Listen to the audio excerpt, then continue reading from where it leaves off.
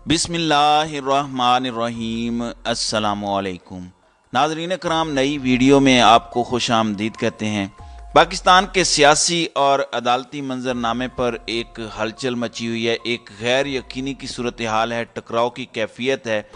इस खास माहौल के अंदर बिलावल भुट्टो जरदारी और पीपल्स पार्टी के सीनियर रहनुमा अचानक दुबई रवाना हुए हैं। आसिफ जरदारी पिछले चंद दिनों से दुबई के हस्पताल में हैं और उनके हवाले से एक बड़ी अफसोसनाक खबर है, उसकी तफसील आपके सामने रखनी है। लेकिन आज जिस तरह अदालत का माहौल तब्दील हुआ और दो जजेस ने जिस तरह 27 सफ़ात पर मुश्तमिल एक फ़ैसला दिया है, इस फैसले का आने वाले दिनों के अंदर क्या इम्पैक्ट होगा, ये एक नई जंग का आगाज़ है या ये जंग का इख्तिताम है।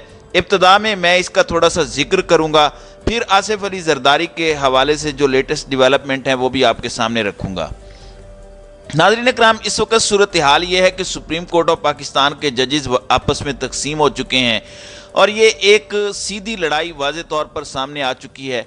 हमने देखा पिछले दिनों जिस सहाफ़ी ने जनरल बाजवा का इंटरव्यू किया, उस इंटरव्यू के अंदर भी इन्हीं सवालात को फोकस किया गया और अपनी मर्ज़ी का वो ट्विस्ट देने की कोशिश की गई जो मरीम नवाज़ या नून लीग अपना बयानिया बनाना चाहती है। और उस बुनियाद पर वो हमेशा कहते हैं कि इमरान खान को इस्टेब्लिशमेंट लाई थी और हम आवाम के अंदर आए, और ये तासुर वो देते हैं उनके जो अपने सहाफ़ी हैं, जो मीडिया चैनल्स हैं, फिर आजकल मुक़्तदर हल्के बाकायदा इनको आशीर्वाद दिए हुए हैं।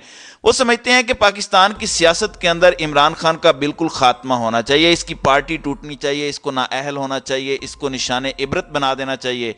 क्योंकि इमरान खान एक ऐसा बंदा है जो हमारी बिरादरी में से नहीं है। यानी हम जरदारी माफिया हो, शरीफ माफिया हो, मौलवी माफिया हो, हम सब मिल बांट कर जब से पाकिस्तान वजूद में आया है उस वक़्त से खा रही हैं। इस्टेब्लिशमेंट भी मिल बांट कर अपना हिस्सा वसूल कर रही है।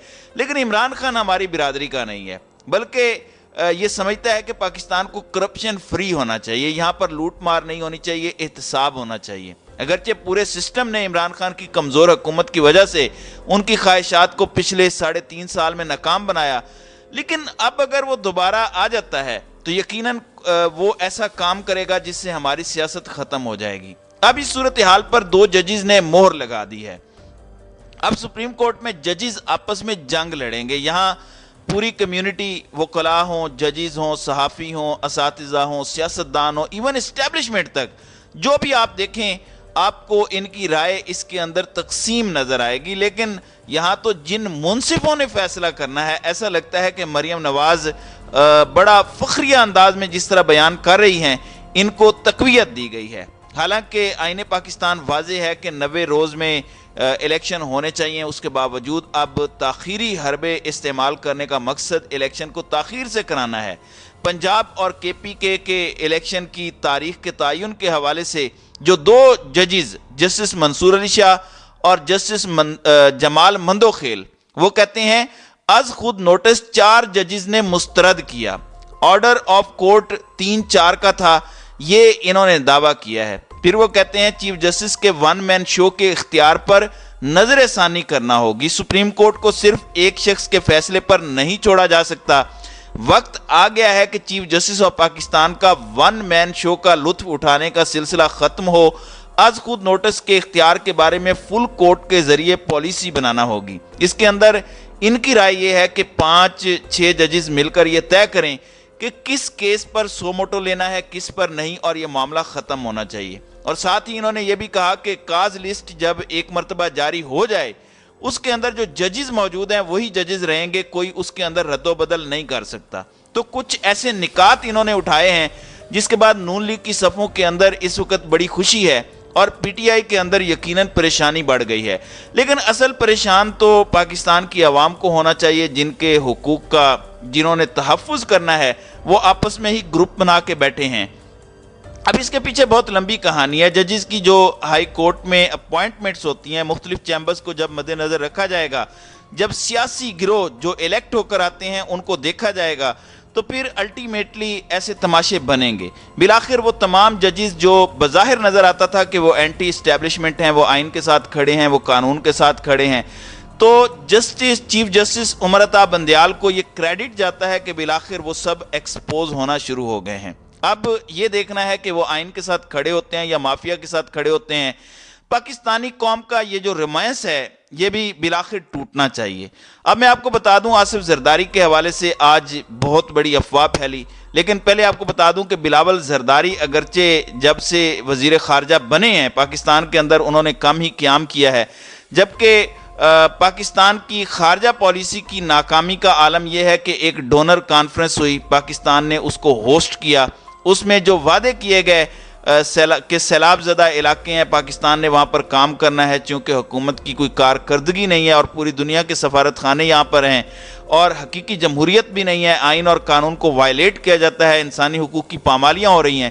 تو وہ جو توقع تھی کہ اس ڈونر کانفرنس کے اندر مختلف ممالک جن کا بڑا ڈھول پیٹا گیا، اشتہارات لگائے گئے، اشتہارات اپنے من پسند میڈیا کو دے کر باقاعدہ ڈھول پیٹے گئے، گھنگرو توڑ کے یہ عوام کو بتایا گیا کہ دیکھو عمران خان نے تو ٹیلی تھون کی اور اس کے 16 ارب ڈالر کے وعدے تھے اور 4 ارب اس میں صرف موصول ہوئے، لیکن ہمیں تو 10 ارب سے زائد ڈالر کے وعدے کیے گئے اور یہ پیسہ جب ملے گا تو پاکستان کا ڈیفالٹ کا خطرہ بھی ٹل جائے گا۔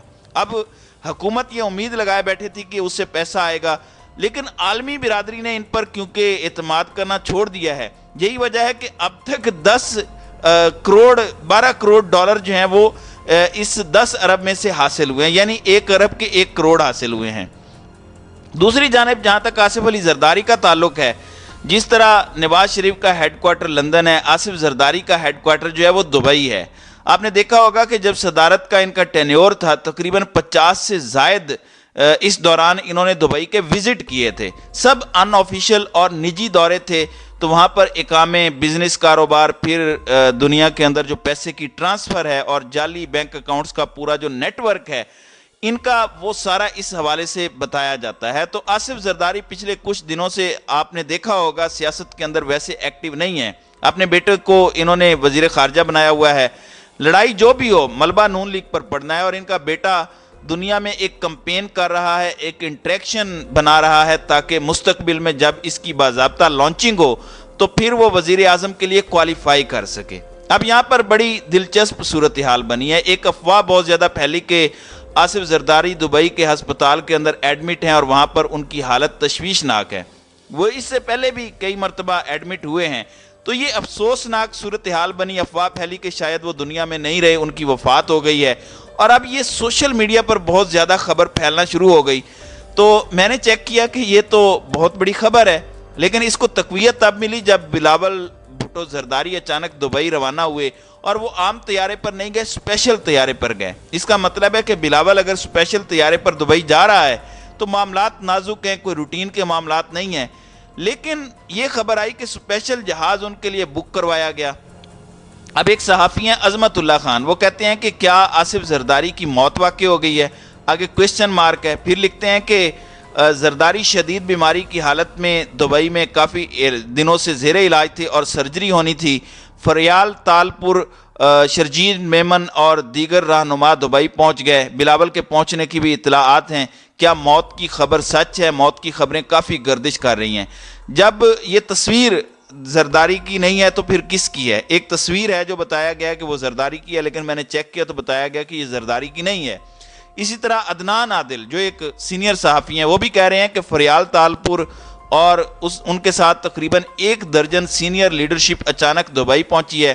اب یہ کنفرم نہیں ہو سکا کہ ان کی حالت کیسی ہے، لیکن ایک خبر اخبارات نے دیا کہ سابق صدر آصف علی زرداری کی جو طبیعت ہے اس میں بہتری آئی ہے۔ یہ جو ہے وہ دنیا نیوز کی خبر ہے۔ ذرائع کے مطابق آصف زرداری کے چند روز قبل دبئی میں سرجری کی گئی۔ سابق صدر کے معالج ڈاکٹر عاصم حسین بھی ان کے ساتھ ہیں۔ ذرائع کا کہنا ہے کہ آصف زرداری نے سرجری کی وجہ سے کچھ دن دبئی کے ہسپتال میں گزارے اور اب ان کی حالت پہلے سے بہتر ہے۔ دوسری جانب پیپلز پارٹی کے چیئرمین بلاول بھٹو دبئی چلے گئے، دبئی میں اپنے والد سے ملیں گے اور ان کی طبی دیکھ بھال کے امور کی نگرانی کریں گے۔ اب جس طرح سے یہ ان کا پورا خاندان روانہ ہوا ہے تو لگتا ہے کہ معاملات روٹین کے نہیں ہیں۔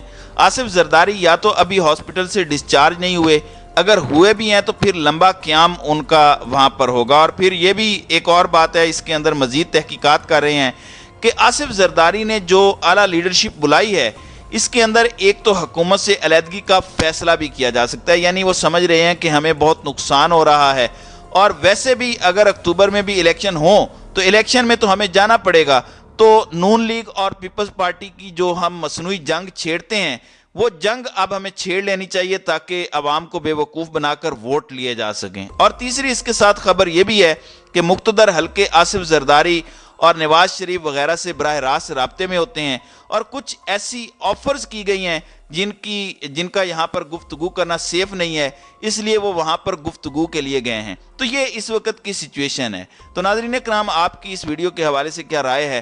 اب اپنی رائے کا اظہار کامنٹ سیکشن میں ضرور کیجیے گا۔